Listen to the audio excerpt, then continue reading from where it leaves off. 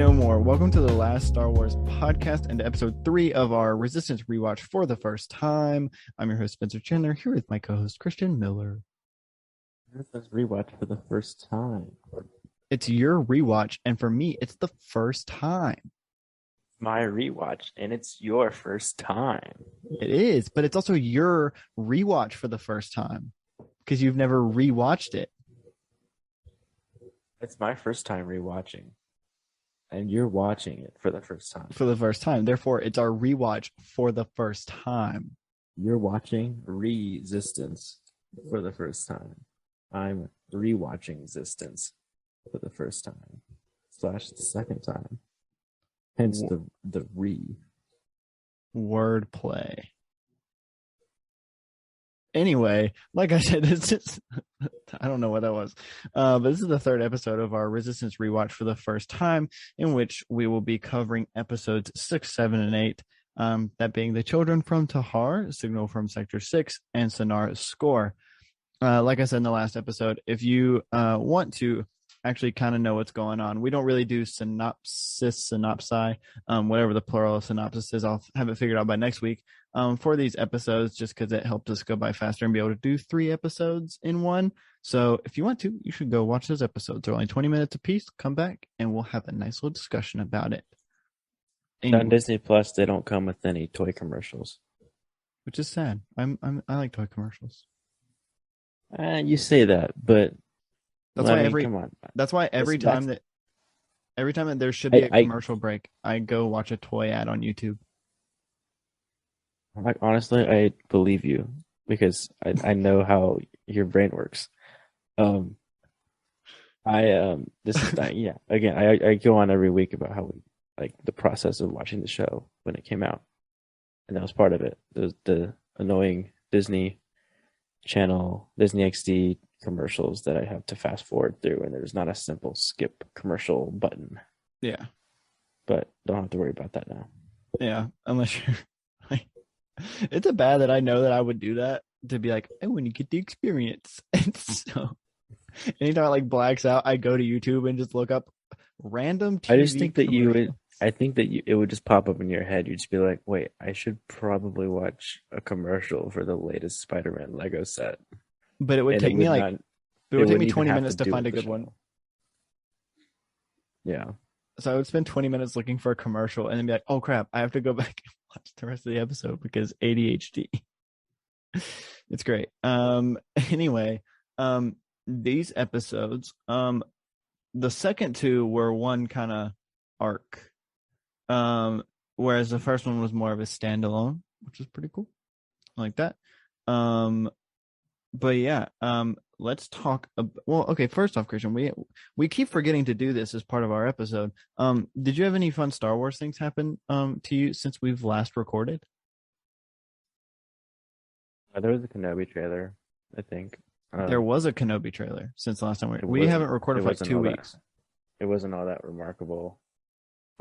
It showed us boy Luke. There was the perennial head-shaped discourse / animated to live action character design discourse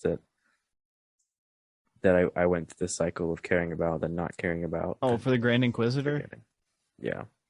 I'm gonna be straight up, bro. I didn't know. Is the guy from episode 3 supposed to be the Grand Inquisitor? Same species. Okay. I was like, that's definitely not the same guy, right? I don't think it's a big deal. It's called animation versus real life. But it's not. It's real life versus real life. Because in Revenge of the Sith, that guy, the actor who played that species, had a big, narrow head. And then they hired an actor who was not specifically hired to do like freakish alien creature roles. They hired a guy who was like, I'm just a dude that plays villains, and so they hired him based on his chops rather than his head. So then when they designed the Grand Inquisitor around his head rather than head. That is an issue. It's like the Ahsoka thing. Yeah. Well, And as it's we've also learned the thing from where like I would prefer it to be consistent, but I yeah, also understand how stupid it is to talk about. it is, and it's one of those things where, as we know from today's society, if the internet can bully Lucasfilm enough into thinking that it's terrible, they'll change it before the movie comes out or the show comes out. They did it with Sonic. They did it with Clifford. We can do it with Kenobi. What do they do with Clifford? The first trailer for Clifford looked atrocious. What they change? Did they It change it to like where he was an adult dog? no, it was probably already a thing they were changing, but he just looked way too red. But that's I also always like I love it when that's like a complaint. Like it's like when people eat fish at a seafood restaurant and they're like, I too don't know, fishy. it's too fishy. Yeah. Like I don't like it when something is too much like itself. I didn't really have a huge problem with Clifford, but they did change it between the first trailer and the second trailer to just make it look a little bit better and more real. Now, whether that was like I mean, people did complain a lot, whether that was a complaint thing or they were already going to change it anyway, they just wanted a trailer out. Who knows? But they did it with Sonic. Just bully the company into changing it, and they might. Who knows?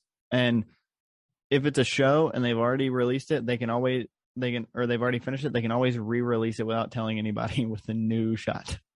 Well, I guess not because the Grand Inquisitor is playing a bigger role than just showing up for a second. Yeah. Well, yeah, I'm sorry that I'm not excited for literally like my favorite character in Star Wars. I don't have I'm just not super enthused about the show. I didn't think it would be what it is. I didn't know it'd be. I didn't even think about the Inquisitors. I'm gonna be straight up. I thought it'd be. Apparently they fired the original writer who was Iranian American, which is something that's not been that I mean just in general not a lot of Iranian Americans get these big ticket shows, Yeah, much less Star Wars. And I think that the setting sort of relating to like that's what Iran's climate is like, similar to Tatooine. That like he would have a specific, I think his name is Hossein Amini. Um, that would the perspective would have been cool. But I yeah. think they changed a lot of things so that it would be more blockbustery and like they could connect the canon stuff. Uh, Not fully certain about that, but I know we haven't seen the show, but it just seems like another example of second guessing themselves. Anyway, Yeah. let's talk about Resistance. Let us talk about it. Nothing else really happened to me, other than you texting me. It's been a long time since we got a good look at Tatooine, and I said I can't tell if you're being sarcastic or not, and you just said got him.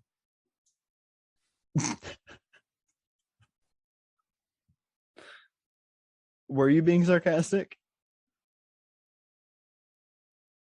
No, we just watched Boba Fett. Oh, okay. Anyway, um, yeah, let's talk about the Resistance, and we'll talk about the first episode, which is the children from Tahar. This is a very different episode than the rest of our episodes. I mean, I pretty much noticed it right off the bat because our other episodes have been like, yeah, Kaz is a spy, but also he is. It's mainly him racing and wanting to be a racer and being like, I'm not here to be a mechanic, and then him being forced to be a mechanic and then being a lousy mechanic. But then this episode was very much, hey, he's doing his spy job. He's protecting these kids from the First Order, and it was cool because he wasn't fully incompetent for the first time. It was nice to actually see Kaz do something smart. He was still screwing up the mechanic side of it, Oh yeah, for sure. That's the whole reason he was but out to begin with. like as we're creeping into like seeing more of what the First Order is, it was cool to see like these kids that are on the run. So like that connects it pretty well with like the audience of like, oh, it's just like it's two scared kids and they're orphans and they don't know why they're being pursued. And it really helps build up the First Order is a ruthless, Yeah. efficient, like no stone unturned kind of Yeah. operation that they're like willing to kill these kids who have like who pose no threat whatsoever. Because I'm pretty sure it's implied that it's like an ethnic cleansing that they're doing. Yeah. Like they Well, want to wipe out that planet's population. you say it's a no stone unturned, but then at the end of the show, they never, or the end of the episode, they never actually see the bodies of the kids. They're just like, oh, they're dead. Okay, we don't have to turn every stone. Just the major ones and the bigger minor ones. But yeah, they was like, oh, okay, they're dead. We didn't ever see their body or anything, but they're probably dead, and then leave. Like, okay. But I feel like that's characteristic is that like there's an arrogance to the Empire and the First Order Mm-hmm. of like not really knowing their environment. Like that's how the Ewoks beat them, because they Mm. didn't fully know what they were up Well, they against. didn't expect the Ewoks to pose a threat. Yeah, so like I think it's part of the job is that they're blinded by arrogance and hate that they don't they're efficient, but they're also like in the heat of that moment they weren't gonna like fully like survey that space to see if there was something else going on. Yeah. But okay, so things that aren't related to the story, real quick, or kind of are. I really love the gold stormtrooper outfit. It's probably just because I'm thinking of C-3PO when I see him, but I love that suit. It looks so cool. I know I was geeking about the red stormtrooper outfit a couple weeks ago, but like the gold one is superb. Love it. Yeah, I told you there was gonna be a lot of cool trooper stuff here. I'm loving it, man. I like Phasma's cool, but gold. Okay, how is Phasma silver and then this dude has this dope gold suit? How is And a she in gold charge? blaster as well. And a gold blaster. How is she in charge? She's silver and this man's gold. Oh, she's chrome. That's true. To quote, yeah, yes, She's you're all chrome chrome. dome. To Yeah. quote Finn. Yeah. Um, that was okay. Let's just appreciate that. Was that from the deleted scene or was that in the original? Chrome dome? Yeah. It's when he finally like kills Phasma at the end of the I think Force Awakens when he like drops her down that hole, and he like, when they're about maybe Oh, it's with Force Awakens, I was thinking the duel in Last Jedi where he's like, doesn't he go like, "Let's go, Chrome Dome"? oh, it is in Last Jedi. Yeah, it's right when they're about to be captured or when they're about to be executed, and he like comes up and he's like, "All right, Chrome Dome, you and me," or something like that. He like says something, but he definitely That's calls when her. they duel. He definitely But calls there's her also Chrome Dome. yeah.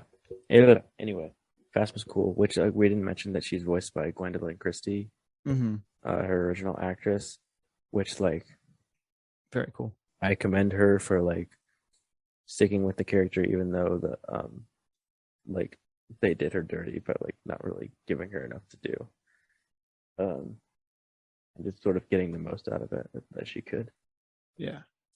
Because J.J. Abrams, as much as I like The Force Awakens, put Phasma in as a last second character because Kathleen Kennedy was like, "Hey, I like that armor design," and it was a Jedi killer, the Kylo Ren concept, Mm-hmm. and so he was just like, "Okay, here's another villain that'll sell toys."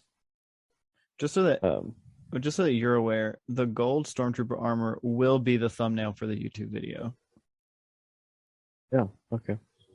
And his character's name is Admiral Pyre. Yes. Pyre meaning something with fire. I don't know. Seems about right. I don't know. See, that's where that's the ranking. Phasma sounds like plasma, and it's more powerful than fire or something. Yeah. Yeah. That's how they come up with it. Did you know it's canon that Phasma's armor comes from Palpatine's Naboo shuttle? Like he Really? had like one of those royal shuttles. Like the one that they had for Padme and that broke down? Yeah. Oh, sweet. Anyway, Interesting.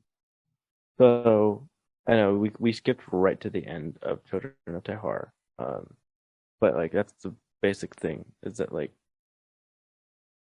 that's what the First Order is going for, and the contrast with what the Colossus is all about, which Yeah. is helping those in need and people of all ages, whether it's 100-year-old turtle guys or little kids Oh, from they were cool too. I like them. yeah, and it's all just it's a spirit of resistance, rebellion, all that. The diverse sort of group of people who have to overcome their differences to help each other, and I think that's always lovely. Um, Speaking of differences, we always love to talk about Niku's sort of little specific things Oh, the fact that he's each rich as episode. crap. It seems Well, like. yeah, he's he's very selfless. But I was thinking of his the jokes that he had, where he was, what was it? It was one of his misunderstandings was. Can you remember this? It's Was it in this episode?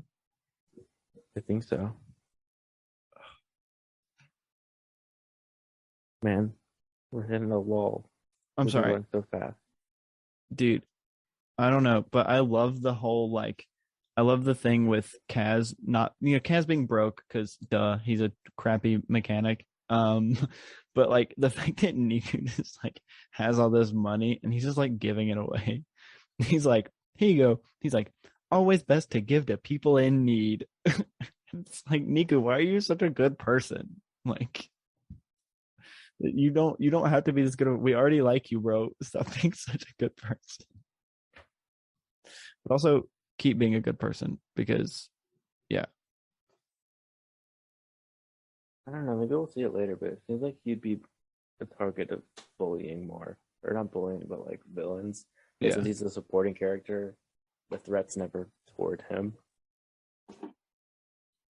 Yeah, you would think. I think the the funny thing about Niku is at first, I was comparing him to C3PO and the fact that he's just like that side character who's kind of there to help people, but is also like super unknowingly stupid, but in a funny way. Or like C3PO was way too smart for his own good and was unknowingly like annoying and funny, whereas Niku is very dumb sometimes, but also Niku has the ability to like give people things, and it's just like I'm just like I just want to be nice to. Why can't everybody just be nice to each other? Which is, oh, C3PO does all the kind things that he does because he feels like he's supposed to. yeah, Niku just does it because That's he's a all. good person. Like Niku is bound by emotional ties. Like he's gonna do more for Kaz than like any random person, but he's also willing to do things for random people if a situation arises. Oh yeah, Sometimes he can be a little like R2, where he's a force of nature that sort of acts against what Kaz is doing and sort of like interferes. Like that sort of reminds me of R2 and how yeah, R2 would like go on his own and do like solve things on his own. yeah. They also they name drop Kylo Ren in this episode. Yeah, That's a big love one. that. That's a big If he's thing. in if he's in the villains, they're really I mean they're building up the troopers and they're showing what the big bads are all about. I mean, is Kylo Ren going to show up in this show? I feel like we talked about this before. We've not. I don't know. I think Uh, that settles the episode. Um, I think this episode also had a good bit of the guy who cleans the floors. I still don't know his name. oh, the guy that I never recognized because I just keep seeing him in the background. Eventually, I'm going to notice him. Yeah, you will. I thought you would have seen him in this one. Um, Actually, he's in the third episode this week. He's in Zanara's score in a really good bit, and we'll get to that later. Oh, okay. The next we have Signal from Sector 6. Well, can I mention one more thing before I move on? The little thing, the little tile the kids have. I have a theory. The only thing that I could think of, the thing that kept popping into my head when he was talking about this tile was Hera's thing. Hera's Heirloom. family heirloom. Yeah. That's what was popping into my head. I was like, this is something like that. It's gotta be. not in like a grand connection thing, but you're definitely tracking the imagery of like Sweet. this is a culture that's being wiped out. Sweet. Look at me knowing things, seeing all the shows. All right. Signal from Sector 6. It's a wait. I'm trying to come up with a portmanteau for Poe and episode. A Popisode. It's a Popisode. This is a Pope episode. Is this the episode? This is the episode where he gives him like an X-wing and is like, "All right, you got it. Yeah, come jump into this X-wing. Come jump into this X-wing." By the end of the episode, we'll magically have a back seat. Oh yeah, it didn't. That's funny. I don't know how they just sort of scooted over that. Like, I'm not have back seats now. What? I'm not normally one for like being upset at cartoon continuity, but something like that where it's like, hey, your X-wing now has a back seat. It's like, what? It's just weird. Ever since I found that video of someone breaking down how the New Republic X-wing was like totally wrong, which is basically in the first episode of the show, there's a New Republic X-wing that Kaz pilots, and basically the wings don't generate the same X. Like rather than it actually being like, you know, a wing that's connected diagonally, then another wing is diagonally, and they complete an X. Mm-hmm. It's one wing on either side that's like a V. So it's two V's, and then they show an X. But it's not like the even angles or whatnot. Interesting. Ever since I saw that video by E.C. Henry, who's like a big ship geek for Star Trek and Star Wars. Yeah, I think we mentioned him before. Yeah, ever since I saw that, I'm now very, very attuned to like the generation of the X-wings and like if they're like, I mean, the New Republic thing is still like, okay, so the manufacturer started making the lame X-wing, that's fine. But if you're putting a back seat, that's like a design thing that's like inconsistent with like the other show. Dude, you now have an X-wing sedan, bro. I have a bit of an X-wing poop myself. Yeah, man. It's like this is the new and improved X-wing sedan. Come with the back seat for when you gotta take that special somebody out to date night in the X-wing on your night off from fighting in the, the Resistance army. That's why I love the U-wing from Rogue One, because it's like the minivan. It is the minivan. Yeah, it's like the minivan of vehicles, bro. But yeah, this episode, it's a Pope episode. And I really like seeing Poe as a father figure to someone and not just being like, it kind of seems like it, you know, he's teaching him how to do cool tricks. And yeah, I think that's I wouldn't say they fully explore any sort of, I think Yeager probably is the most fatherly figure for Kaz. Oh yeah. Poe's the cool uncle though. Poe's the cool uncle. Yeah, Poe definitely serves a really important role for Kaz now that Kaz is on his own. Well, and like you see that his dad's kind of a piece of garbage. His dad's like, I don't support you. And it's like, wow, dude, thanks. He would give the right kind of support. He would give monetary and like nepotism support. Yeah. But like, it's really cool to see Poe like be like, all right, I'm gonna teach you some stuff while also telling you how good of a job you're doing in your spying. Let's also go do this spy mission together where we get to see a bunch of the monkey men. Yeah, I remember not really liking this episode because I found the Kowakian monkey lizard so annoying. I love them though. Rewatching it, I feel like they were really funnily used. And the huge one, dude. Dude, yeah. Like, first off, the one that steals Poe's gun and then just starts shooting it everywhere is like hilarious. Yeah, and then the big one, it makes me feel like they should have like they should have made a bad show about just Kowakian monkey lizards. and like the big one is Wrecker, and then like there's a slender one that's like into technology, Dude, I would and love like to see one okay. like one that can like actually just talk normally, and then one who's like force sensitive, and one who's um like a Sith Kawaki monkey Star lizard, and Wars then one Vision is like a season pilot. 2. Star Wars Vision season 2, Kawaki No. and Monkey Lizards. What if the Bad Batch was about a different Bad Batch every season, and that's why they haven't come up with a trailer, even though it comes out in May. That It they're goes out in doing a May? whole. Mhm. Whoa. They're doing a whole new show about a different Bad Batch, and it's Kawaki and Monkey Lizards with different augmentations and mutations. One of them just has a lightsaber. Dude, I love Kawaki and Monkey Lizards. I can't believe none of them like actually because okay, does the one in Jabba's Palace talk or is it speaking Huttese or like what is it?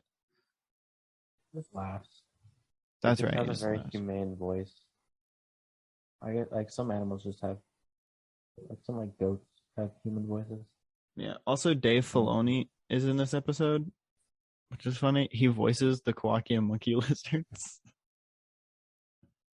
They didn't get D. Bradley Baker to do it. He's in every. This is the first episode that D. Bradley Baker is not listed in the cast for, and it's the episode that there's the most random creatures for him to do voices for. And he was like, "Hold on, I'm on a big lunch break right now. I got this." Yeah. He's like, sorry, I'm off filming one of the like 20 million things that I do in my free time. Yeah, the Kowakians were played by Dave Filoni and David Accord. David Speaking of Accord, sedans, huh? speaking of sedans, Yeah, yeah. He worked on Rise of Skywalker as well, and The Mandalorian in the sound department. He was a sound designer for a lot of I other. meant to tell you, this might not be podcast material, but I was listening to You Made It Weird podcast, and Ben Schwartz was being interviewed. Oh yeah, He was talking about how he was doing voices for BB-8 in Force Awakens and The Rise of Skywalker because he's friends with J.J. Abrams, and he mentioned like he was like talking about like working with the sound crew, and like he was like, oh yeah, and then Matthew, like this guy named Matthew, and I was like, you mean Matthew Wood, the guy who's done Star Wars sound since like the past like 20 years, and he like, is General Grievous, and like works on like not only the live action films but the animated shows, like Matthew Wood, and he was just like, yeah, there's just a guy named Matthew who works on Star Wars. Like, okay, you're the big nerd, and you're saying you're not even recognizing what you're talking about. yeah. No, this is podcast ready because this is podcast talk because it reminds me of a video that I saw, which is a video of Matthew Wood filming Revenge of the Sith with no voice modulation on. And it's one of the funniest things ever. It's just like hearing him because you realize that Grievous's accent, Russian, right? it's almost Russian. Not quite Russian, but it makes you realize that General Grievous is like almost has a Russian accent, and it's like, whoa, that's not what I expected. But the voice modulation changes it so much. Anyway, that's a funny video. It's on YouTube. You should go check it out. It's really funny. Clone Wars was like for about like I don't know a few months was just the show was just about catching Grievous and then not catching him. Mm-hmm. That was like the entire show for a while. Yeah, it was. And it, like when I was reminded of that, I was like, I want to go back to those where it's just like, this is what it is. It made you It's realize that acceptable. Grievous is not. It almost makes you not see Grievous as it's so much of a threat. Yeah, definitely. It's Because in like his involvement in Clone Wars is entirely based on Mace Windu's line where he's just like where he like because his involvement in Revenge of the Sith is like such a cop out thing. He wasn't super interesting in Revenge of the Sith, and Mace Windu's literally like Grievous will run and hide like he always does, Yeah.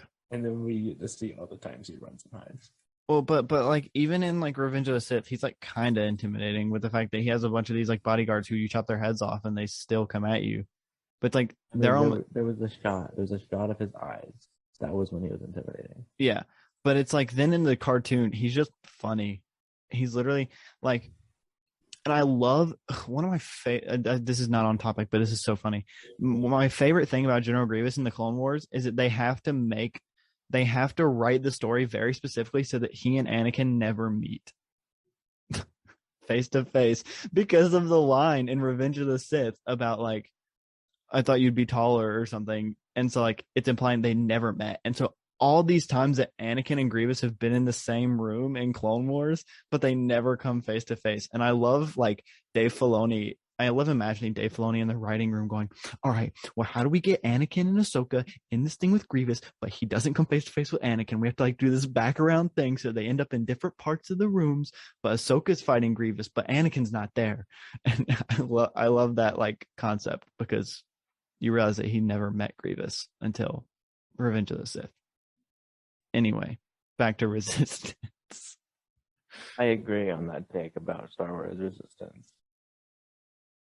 Yeah. This whole take that I've had about Star Wars Resistance. Yep. Yeah. Honestly though, these are the best episodes when we just go on tangents and whatever. But where were we on Sector 6? Going into just like a general Star Wars animation conversation. It is, but it's good because it I like it. Anyway, the Quarkian monkey lizards. Then we find well, we don't know is a pirate, but they thought she was a stowaway. My question is, didn't we see her in the other episode as a pirate? I think so, but I don't think I wanted to talk about it because I didn't want to like, spoil her character. Oh, that's understandable, but she is in another episode, right? He's behelmeted at one point, I think. Oh, she has a helmet on? I think so. Okay. Because I was like, I feel like I've seen when she first showed up, I was like, I feel like I've seen her before, but I couldn't have told you where. What was the episode with the pirates? Was that episode 3? No, it's episode 2. Yeah. The Triple Dark. Yeah. Let's see if she's listed on the IMDb's. Yeah, she is. Oh, okay. Yeah, she's listed on the IMDb as being in that episode, so. Yeah, she was probably just like saying like sort of pirate banter or pirate chatter or whatever. Oh yeah, no, she definitely didn't have like a major role, but they couldn't use like the Trandoshan or like the leader because then it would be very obvious to like the viewer. Plus, they had to use they wanted another youth character to be sort of fit in with that age demo, Kaz and Tam and all them. And Tora, who we haven't seen Tora in like a few episodes. I know. I was thinking about that literally because I pulled up IMDb and she was on the front page. I was like, oh, I forgot she exists. Because we even get to go see General Doza and then like don't see her. I was like, man, that's kind of sad. We also have no hype Phazon in these 3 episodes. Oh, yeah, don't expect too much from him. No, that's like what the viewers don't see is last week I changed Christian's name on the Zoom call to Hype Phazon. That was Are we still doing that? No, it's not there. Do what? I was wondering if we were still doing that. Oh no, I didn't change it this week. I was too lazy to change it. You don't see it in the final product anyway. It was just a laugh for us. But yeah, I mean the basic gist of this episode is I guess Kaz and Poe fighting off some monkey lizards and then taking this. What they don't know is a pirate back to the place. We're seeing the start of something that's like really important for Kaz's character, which is that to a fault he believes in the good in people. Yeah. And that he thinks that he can find community with pretty much anyone. Mm-hmm. And that sort of goes against Yeager's instincts because Yeager's not very trustworthy. And he doesn't want to endanger anyone that he loves. And so we haven't fully, like, the Sonara story goes into Sonara's core, but we still don't know, Kaz still doesn't know she's a pirate. So we're not really seeing the fallout of that. But I love that it's like setting that up pretty early on, that this is like a conflict that Kaz is endangering the Colossus. Mm-hmm. with his compassion, but he's still going to that's still going to work to his advantage because ultimately, you show kindness to someone, they're going to gravitate to you. Yeah, and it is okay. So going over to Sonara's score because it pretty much just like jumps straight over. Is this the episode where like he breaks a piece of the thing and so that's why he needs to go to her, or did they just like need a piece and she happened to have it? No, Kaz and Tam are working together for Yeager and for the Colossus at large to fix the targeting systems, which are the cannons on the Colossus. Yeah, I get automatically shoot the pirates. Mm-hmm. And so she immediately gets a job as a scavenger. Oh, it's like the day after, and she's like, "I'm already settled in and working." Well, at the beginning of the episode, he said a while back. I don't know. It felt like it was the day after. It feels like it, yeah. I don't know. This episode has another really funny Niku moment in it though too. I love the whole like Niku, don't say anything, and he literally holds his hand in front of his mouth and not say a thing. And he's there like, we have a visitor, and they're like, what? He's like, we have a visitor. He was so stressed about like not saying words that he like, it made it seem like so much more dramatic than it was when to him it's just some random person. But he was freaking out, and then Kaz and Tam freak out because it actually means something that Sonar is there. Yeah. Oh, that was so funny. No, but he does that throughout this whole episode. He just like randomly like will like put his hand over his mouth and be like, I can't talk to you because I was told not to talk. Which is another just really funny Niku moment. But yeah, I mean they cause the pirates to invade because they don't get the thing fixed in time. Sonar is a pirate, and she started doing her correspondences with Kragan. Yes. Who orders the attacks, and so the aces get called out, and I guess maybe the pirates sent a signal or something, so the aces like went past the Colossus, or away from the Colossus, and then the other pirates came to attack. Mm-hmm. And at some point I fell asleep and I didn't have time to rewatch. But I got the gist of it, but nothing was revealed, I'm pretty sure. No, I mean it's literally just they eventually got the system put back in place and the pirates left. And I think Sonara is still there. And Doza reaches out to Phasma saying, actually he reaches out to Pyre. Are you sure? Yeah, so I could technically show you, but when he goes out onto the hologram, it's Pyre. But yeah, he's like, please occupy us. You're definitely not aiding these pirates, and so we need you to defeat these pirates, please. Yeah. He's getting manipulated. That's honestly the big reveal. Listen, I love the show because the adults are pretty dumb. What? The adults are dumb. Those are just like totally like succumbing to the First Order. And we'll see later on that Yeager is like smart but emotionally dumb. Mm-hmm. Which is in a pretty good standalone episode. And the kids are the guys who always save the day, and that's a fun thing to have in a kid's show. Yeah. It also creates for some interesting action scenes where the kids are being shot at and never get killed. It's the classic in Star Wars animation, especially the Disney shows. Well, it's a classic in Star Wars, the young people getting shot at and somehow never getting hit.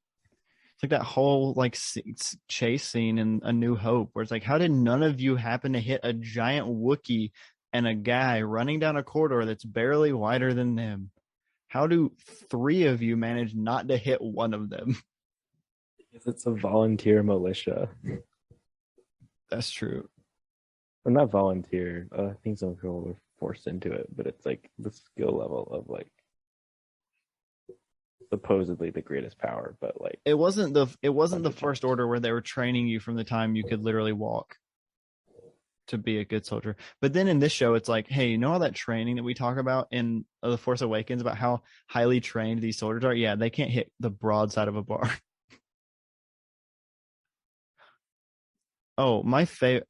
Going back to because we pretty much covered the two Sonara episodes, but going back to the children episode, the fact that she broke her leg and then they sat a bag of herbs on it and they were like, all better.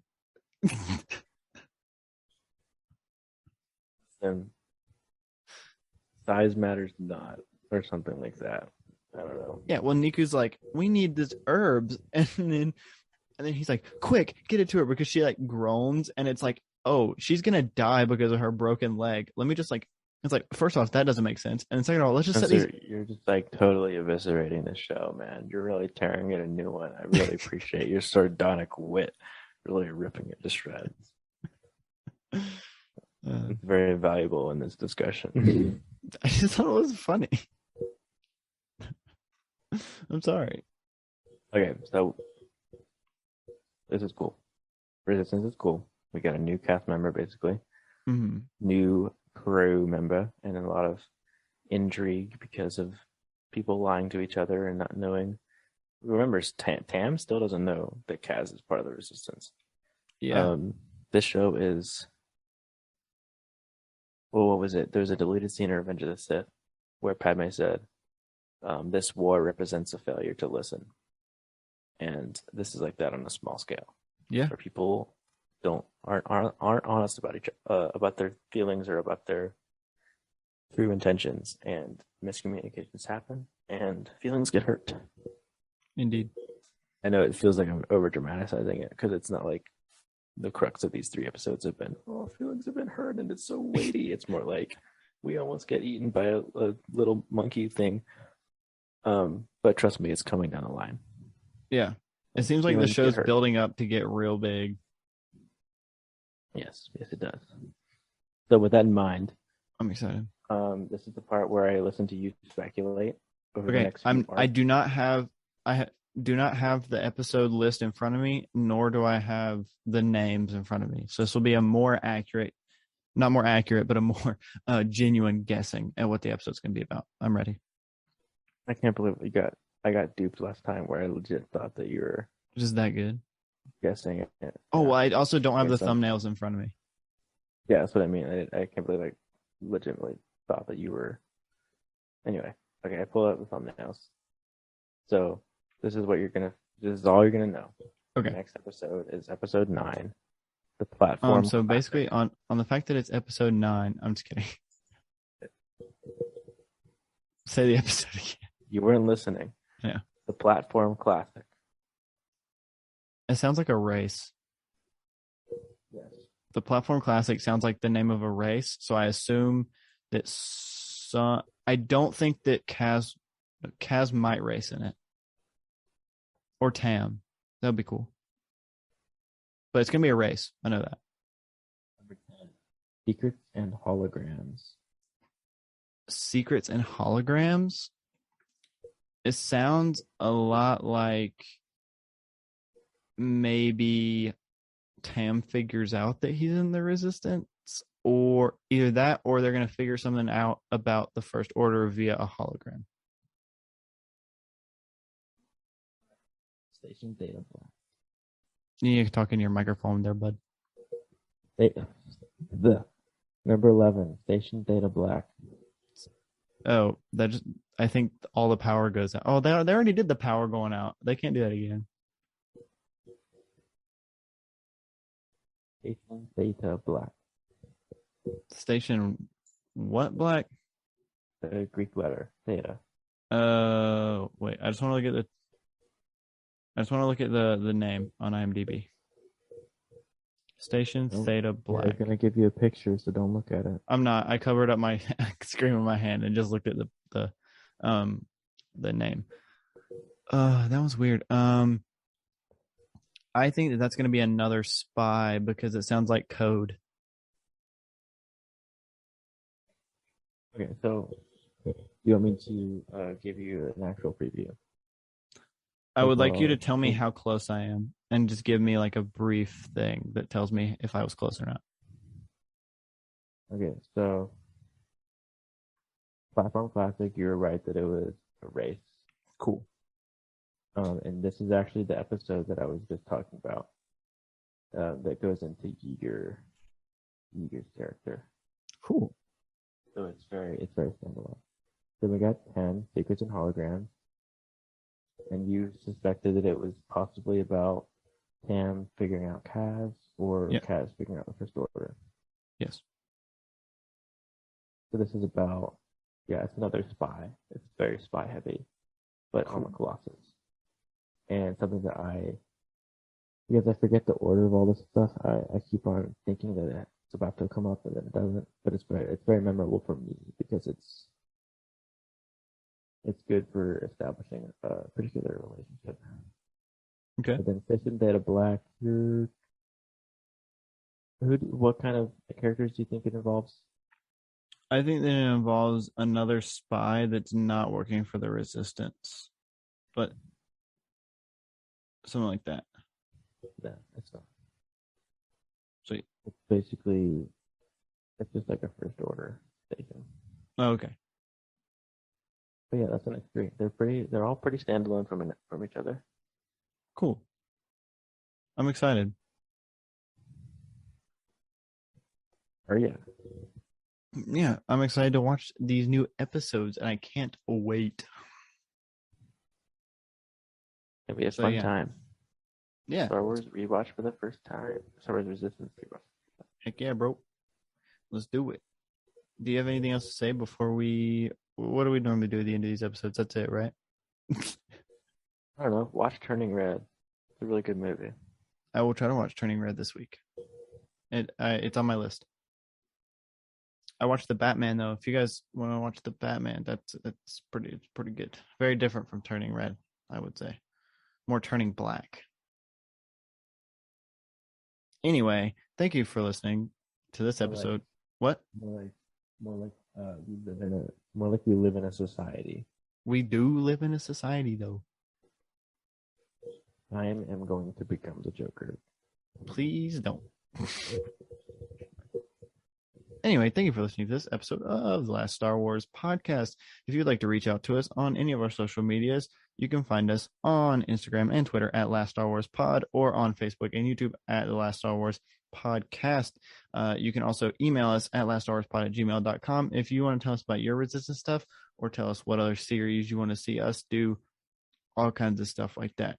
Let us know. Last but not least, go check out StarWarsNowThis.com. It's in the description to go find all the Star Wars podcasts you could ever think about. We just had Star Wars Podcasting Day, and so you can find a lot of different Star Wars podcasts through that as well. Thank you once again for listening to this episode of the Last Star Wars Podcast, and we'll see you next week.